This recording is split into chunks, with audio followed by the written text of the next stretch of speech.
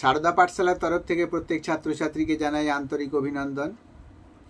আমার এই ভিডিওয় থাকছে ক্লাস 11-এ পড়ানো হয় শেক্সপিয়ারের গল্প ওথেলো। উক্ত গল্পখানির সম্বন্ধে বাংলায় আমি বিবৃতি দেব, অর্থাৎ তোমাদের কাছে বাংলায় গল্পের কথাগুলো বলে যাব। তার সাথে সাথে এখান থেকে কি প্রশ্ন আসতে পারে সেগুলোর সম্পর্কেও আলোচনা করব। পরীক্ষা একেবারে সামনে চলে এসেছে, ফলে খুব বেশি আলোচনা করবার সময় নেই। তোমাদেরও এটাকে খুব বেশি ফলো করা হয়তো সম্ভব হবে না। সেজন্যই যতটা সংকুচিতভাবে বা যেটুকু কথা না বললে নয়, আমি শুধু সেইটুকু কথাই বলবো। অর্থাৎ ভিডিওটাকে ছোট করবার চেষ্টা করছি। যদিও বা গল্পটার কাহিনী তো তোমরা দেখেছো অনেক অনেক বড়, তার মধ্যে যতটা সম্ভব তোমাদের কাছে সুখবর পৌঁছে দেওয়া যায় বা তোমরা পরীক্ষাতে যাতে এই গল্পের কাহিনী আমার কাছ থেকে শুনে তোমরা সুবিধা পাও তার চেষ্টা আমি চালিয়ে যাব। তো এখন তোমরা ভিডিওটি লক্ষ্য করো বা তোমাদের এই গল্পের কাহিনীটি শোনবার চেষ্টা করো।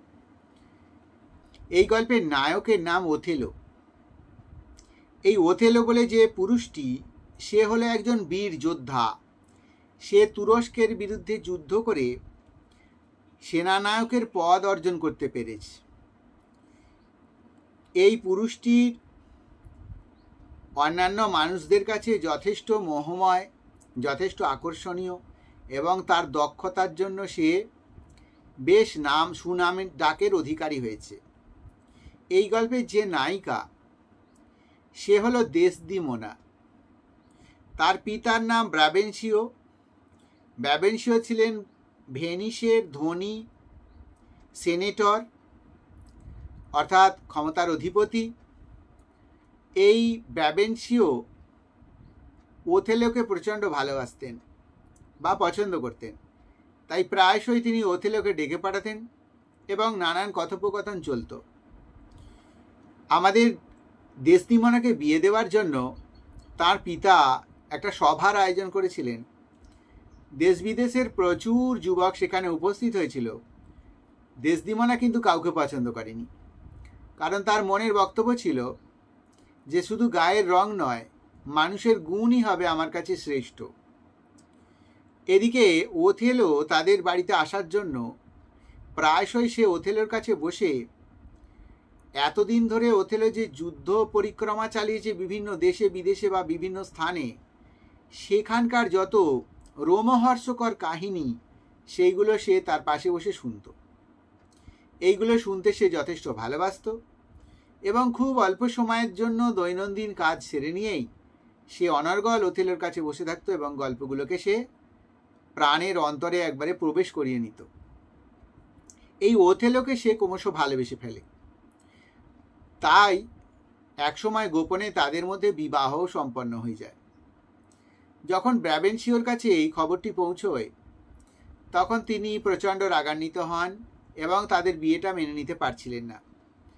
তাই তিনি তাঁরও ওপর মহলে যে সমস্ত পদাধিকারী ব্যক্তি আছেন তাদের কাছে বিচারের জন্য অগ্রসর হন, অর্থাৎ সেখানকার ডিউকের কাছে বিচারালয় বসানো হয়। এদিকে তুরস্ক পুনরায় সাইপ্রাস দখল করবে বলে আক্রমণ করবার সম্ভাবনায় যখন দলবল সাজিয়ে আসছে, তখন এই ডিউক আমাদের ওথেলোকে ডেকে পাঠান, কারণ ওথেলোর দ্বারাই একবার তুরস্ককে পর্যুদস্ত করা গেছিল। সুতরাং আবার ওথেলোকেই প্রয়োজন। এই সময় ডিউকের কাছে ব্রাবেনশিও তার সেই দাবি নিয়ে বা তার কন্যাকে অন্যায়ভাবে বিবাহ করা হয়েছে এরকম একটা অভিযোগ নিয়ে সেখানে উপস্থিত হয় এবং সে বলে যে কোনো যন্ত্রবিদ্যায় বা ডাকিনী বিদ্যায়, অর্থাৎ অলৌকিকতার মাধ্যমে আমার মেয়ের মন দখল করেছে ওই পুরুষটি। সুতরাং আমি এটা মানি না বা আমার মেয়েকে ফিরিয়ে দেওয়া হোক।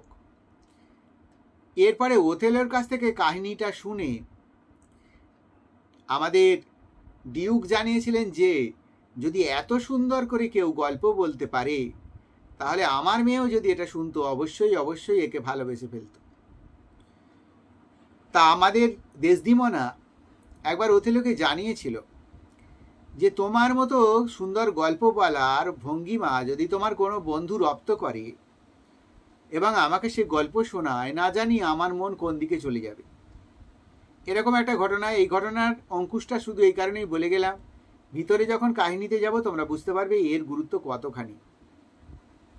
এরপরে আমরা দেখব যে সেই সাইপ্রাসে যুদ্ধ করার জন্য আমাদের ওথেলোকে অবশ্যই সেনা সামন্ত নিয়ে সেখানে উপস্থিত হতে হবে। সেজন্য সে সেখানে রওনা দেবে, কিন্তু দেসদিমোনাও তার কাছে প্রার্থনা করেছে যেন তাকে নিয়ে যাওয়া হয়, কারণ ব্যাবেনশিওর কথা তার মেয়ে শোনেনি বলে ব্যাবেনশিও প্রচণ্ডভাবে মনে আঘাত পেয়েছে এবং সে তার মেয়েকে পুরোপুরির জন্য ত্যাগ করে দিয়েছে। আর মেয়ের সঙ্গে কোনো সম্পর্ক রাখা বা তাকে পরিচয় দেওয়ার কোনো আর প্রয়োজন আছে বলে সে মনে করে না। সুতরাং এই মুহূর্তে আমাদের দেসদিমোনা আর তার বাবার কাছে থাকা সম্ভব নয়, তাই সে ওথেলোর সঙ্গে নিয়েছে এবং সাইপ্রাসের দিকে অগ্রসর হয়েছে। সাইপ্রাসে তারা গিয়ে পৌঁছানোর পূর্বেই প্রাকৃতিক দুর্যোগের প্রকোপে সেখানকার আগত সেনারা ছিন্ন বিচ্ছিন্ন হয়ে যায়, ফলে যুদ্ধ করবার আর প্রয়োজন বোধ হয় না। কিন্তু সেখানে এই আনন্দে একটা অনুষ্ঠানের ব্যবস্থাপনা করা হয়। সেই অনুষ্ঠানে যাতে সেনারা অতিরিক্ত মদ্যপান না করে তার জন্য ওথেলো তারই প্রিয় বন্ধু এবং তার দেসদিমোনার সঙ্গে প্রেম সম্পর্ক গড়ে তোলার মধ্যস্থতাকারী ক্যাসিওকে দায়িত্ব দেয়।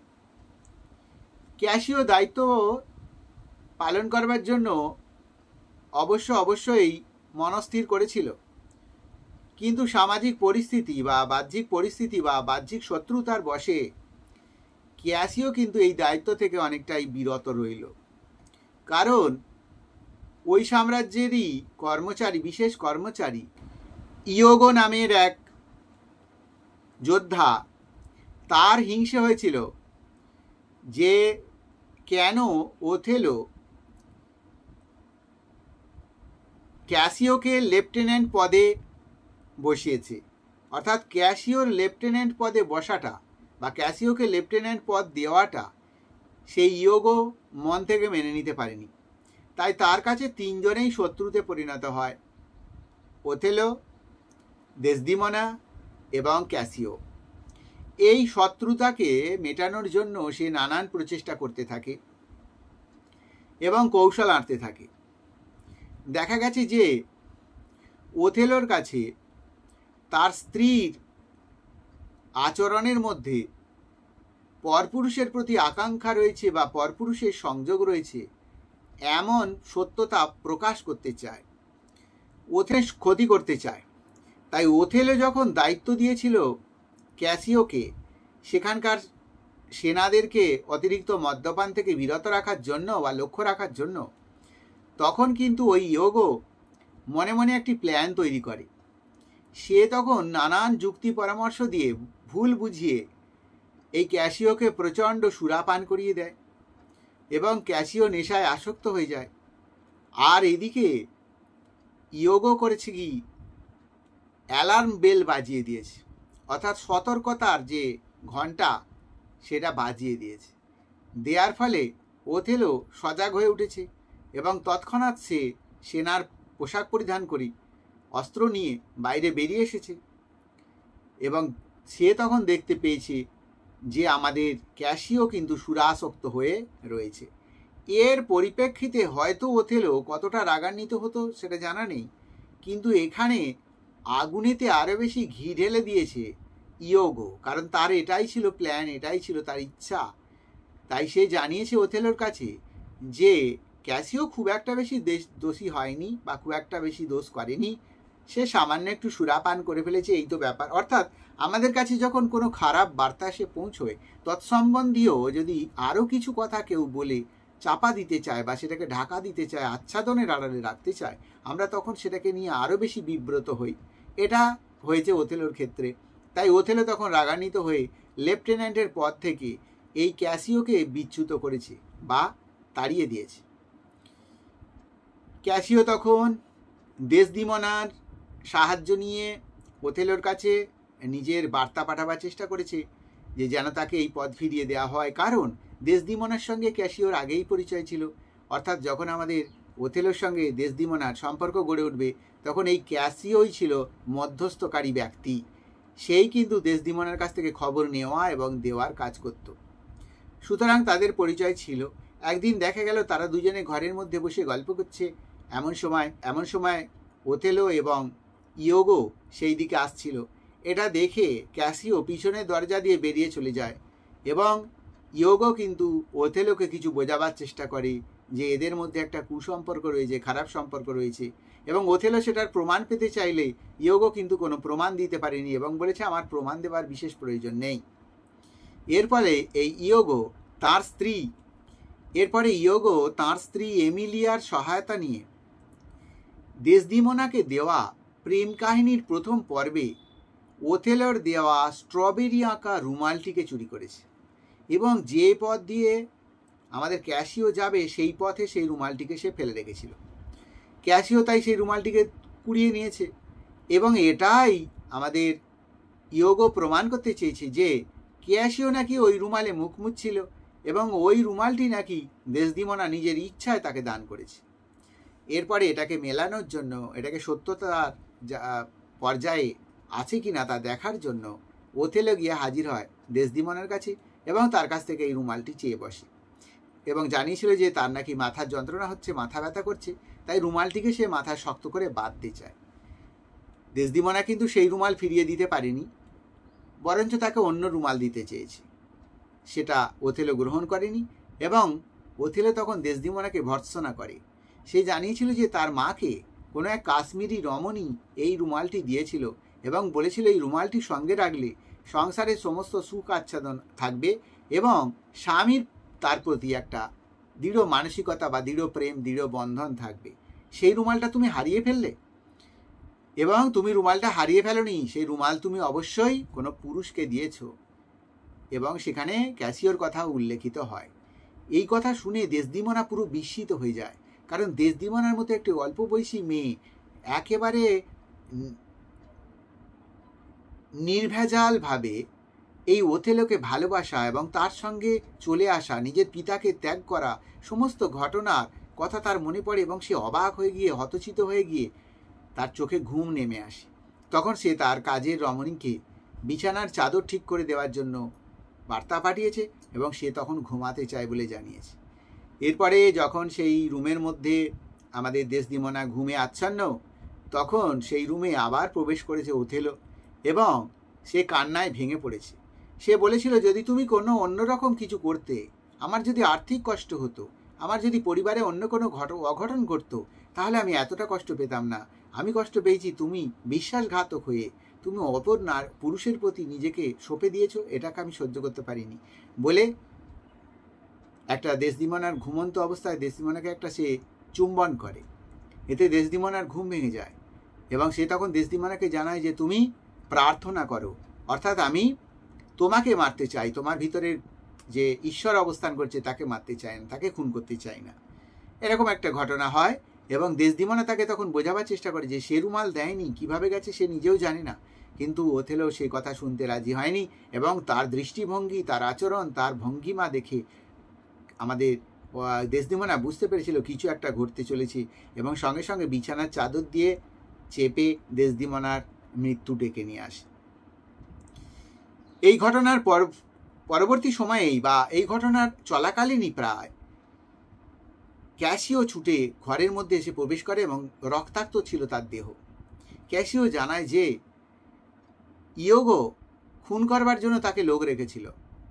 সেই লোকটি ক্যাসিওকে খুন করতে পারেনি বটে, তাই ইয়োগো সেই লোকটিকে খুন করেছে যাতে না কোনো প্রমাণ থাকে।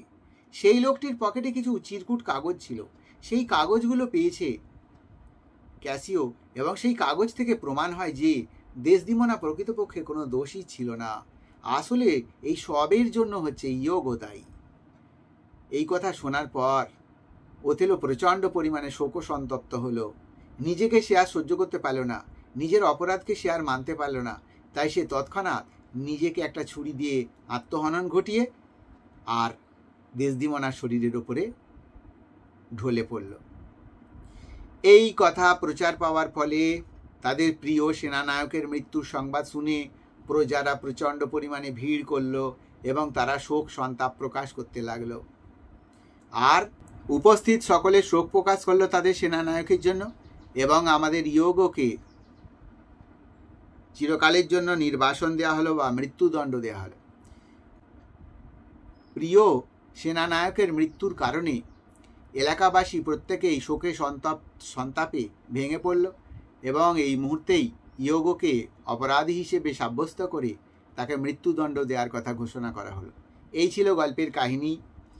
গল্পের কাহিনীটা শুনতে ভালো, কিন্তু গল্পের ভিতরে ছোট ছোট যে প্রশ্নগুলো রয়েছে তোমরা সেগুলো খেয়াল করবে। যেমন ধরো প্রশ্ন হচ্ছে যে কার কি নাম, নামগুলোকে মনে রাখবে এক। দ্বিতীয়ত হচ্ছে যে কেন দেশদিমনাকে সে কি রুমাল দান করেছিল আমাদের ওথেলো, এগুলো কথা। এই রুমালটিকে কে চুরি করলো, কোথায় রুমালটা ফেলে রাখা হয়েছিল, কি করে রুমালটা ক্যাশিওর কাছে গিয়ে পৌঁছলো, কেন ওথেলো এত ভালোবাসার সত্ত্বেও দেশদিমনাকে হত্যা করতে বাধ্য হলো। ওথেলো বেশি দেশদিমনাকে ভালোবাসতো না, দেশদিমনা ওথেলোকে বেশি ভালোবাসতো, ইত্যাদি অনেক প্রশ্ন, অনেক কথা, অনেক কিছু বিষয়ের মধ্যে জড়িয়ে রয়েছে। তোমরা সেগুলোকে অবশ্যই গল্পটা শুনে থাকলে করতে পারবে। তার মধ্যে আমি কিছু কথা, কিছু শব্দের ইংরেজি প্রতিশব্দ স্ক্রিনের মধ্যে দিয়েছি, তোমরা সেটাকে দেখতে পারো এবং সেটাকে দেখলে আশা করি ওখানে প্রশ্নকে চিনতে পারবে এবং উত্তর দিতে পারবে। সামনে পরীক্ষা, তোমরা ভালো করে পড়াশোনা করো। তোমাদের যে কোনো কিছু সাহায্যের জন্য, অর্থাৎ পড়াশোনা সম্বন্ধীয় যে কোনো সাহায্যের জন্য, যে কোনো কিছু জানবার জন্য তোমরা আমাকে আমার স্ক্রিনে দেওয়া হোয়াটসঅ্যাপ নাম্বারে হোয়াটসঅ্যাপ করতে পারো বা ফোন করতে পারো। আমি চেষ্টা করব তোমাদের সেই সমস্যার সমাধান কিভাবে করা যায়। এই বলে এই ভিডিও শেষ করলাম। এর পরের ভিডিওর জন্য তোমরা অপেক্ষায় থাকো।